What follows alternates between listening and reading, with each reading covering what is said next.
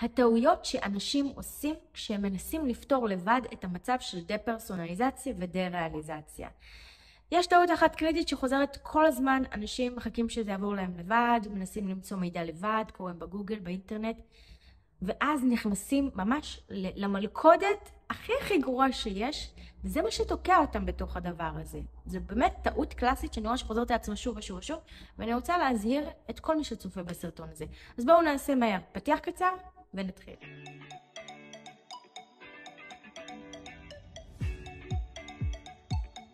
שלום וברוכים השבים לערוץ היוטיוב שלי, אני בר הדדי ואני מאמנת להתמודדות עם חרדה, דיכאון, דה-פרסונליזציה ודה-ריאליזציה.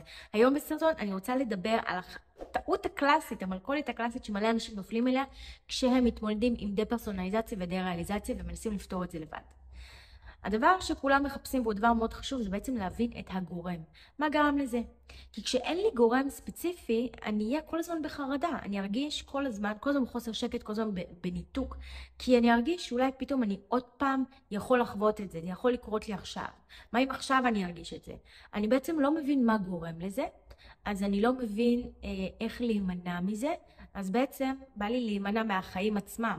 כי אני מרגיש שכל הזמן בחיים אני יכול להרגיש את הדבר הזה, ואני לא רוצה להרגיש את זה, זה מפחיד אותי, זה מלחיץ אותי, אני רוצה להימנע מזה כמה שיותר. ואז מה שקורה זה שאנשים מחפשים לבד את הגורם, ואין להם שמץ של מושג. אנחנו מוגבלים בידע שלנו, רק על פי דברים שאנחנו יודעים, מניסיון החיים שלנו, ממה שחווינו, מה שראינו, מה ששמענו, ומהדברים שאנחנו קוראים בגוגל. עכשיו בואו. גוגל זה הדבר הכי גרוע לעשות. למה? כי כואב לי הראש, אני אשאל את גוגל, מה הוא יגיד לי? יש לך סרטן, את עומדת למות, תיפרדי מכדור הארץ. זהו, הגיע זמנך. לא הדבר הכי טוב להגיד לבן אדם שנמצא בלחץ ובפחד. אנחנו נמצא בגוגל הכל מהכל, אנחנו נמצא הרבה שטויות, אנחנו נמצא הרבה אמת, אנחנו נמצא הרבה טרולים, אנחנו נמצא הרבה פייק ניוז, הרבה שקרים.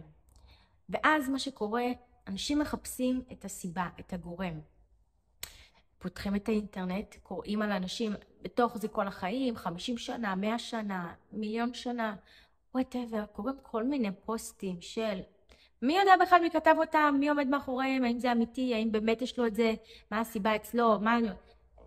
אבל אנחנו הופכים להיות פרופסורים, ואנחנו מחליטים, זה, בטח גם לי זה יהיה ככה, מה אם גם לי זה יהיה ככה, אולי גם לי יקרה ככה, אולי גם אני, אולי... על שקר, על איזושהי הנפצה. על מישהו שרצה לנסח משהו קצת פיקנטי, על מישהו שהיה במשבר, על מישהו ש... אנחנו בכלל לא יודעים מה עומד מאחורי זה. ואז אנשים משליחים את זה על עצמם.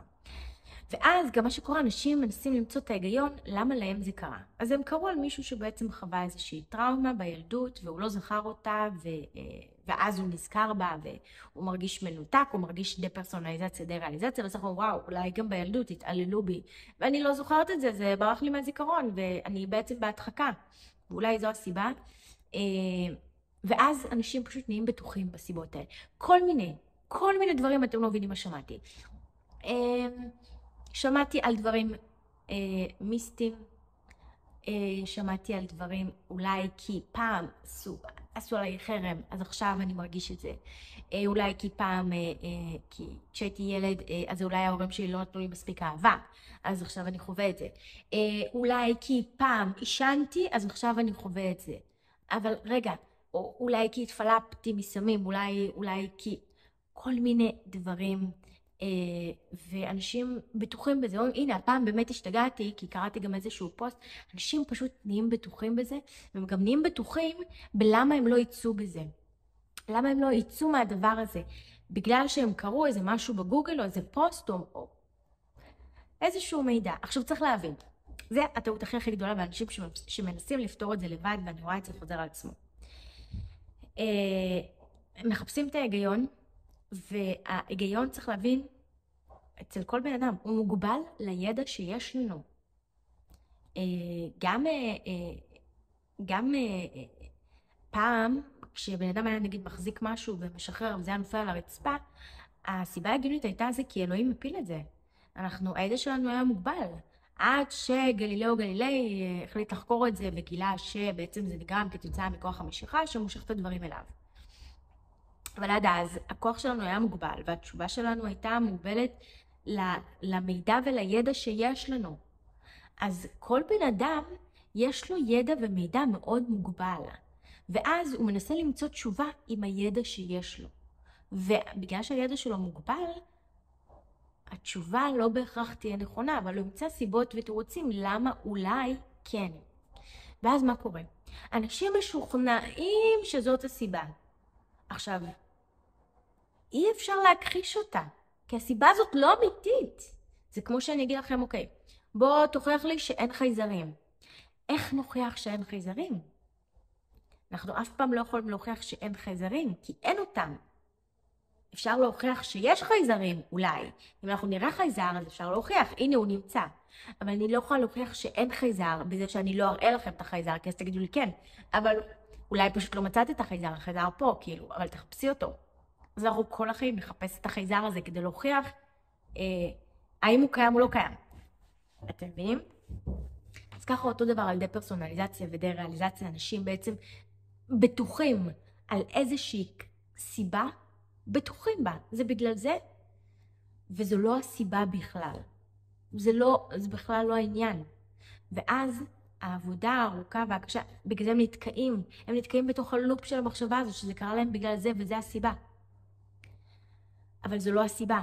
ואז מה שקורה, בגלל שהם תקועים בלולאה הזאת, הם מרגישים את זה שוב ושוב ושוב, ופה סוג של מתבזבז הזמן. ולכן, אז כשהם כבר מגיעים אליי לשיחה, אז אני רואה שהם תקועים בתוך הלולאה הזאת, ורוב העבודה היא רק בעצם לשכנע אותם שזה לא האמת, שהסיבה היא אחרת, שהסיבה היא זו, ובואו נתרכז על הסיבה הזו ונפתור אותה. אבל הם כל כך נעולים על זה, הם מתרכזים בזה.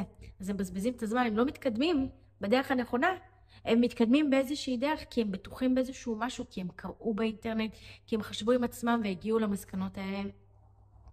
ואז הם פשוט נמצאים בלולאה הזאת ונשארים בתוך הסבל הזה עד שמצליחים לפרק את הלולאה ולהתחיל את הדרך האמיתית ובאמת לטפל ולפתור. אז אם אתם באמת רוצים לטפל בעצמכם לבד, אין בעיה, יש הרבה כלים. רוב העבודה היא כמובן עבודה עצמית, צריך להבין, לא הולכים לטפל בגוסטה או קוספוקוס, זה לא עובד ככה. העניין הוא עבודה עצמית, רק צריך שהעבודה עצמית תהיה נכונה ומדויקת. ואם אתם מחפשים לבד את הסיבה ואת הגורם, אז אני ממליצה לכם לא. אני ממליצה לכם כן להתייעץ עם איש מקצוע, כי אתם במצב של פחד וחרדה, ויש הרבה שטויות מפחידות ומלחיצות בחוץ, וזה לא יעשה לכם טוב. אנחנו רוצים כרגע להימנע מפחד, מלחץ, מחרדה, אנחנו רוצים להתחבר לאופטימיות, לחיוביות, לטוב, כדי לאזן את עצמנו רגשית, כדי לחזור לעצמנו ולהרגיש שוב נורמלי ולחיות את החיים כמו שהם. אם הסרטון הזה עזר לכם, תעשו לייק כדי שהוא יגיע לעוד אנשים ויוכל לעזור גם להם. ויש לכם שאלות, תרשמו לי פה בתגובות, אני אשמח לענות לכם. ואם עדיין לא לחצתם להירשם כמנוי, לחצו עכשיו להירשם כמנוי, וניפגש בסרטון הבא. ביי!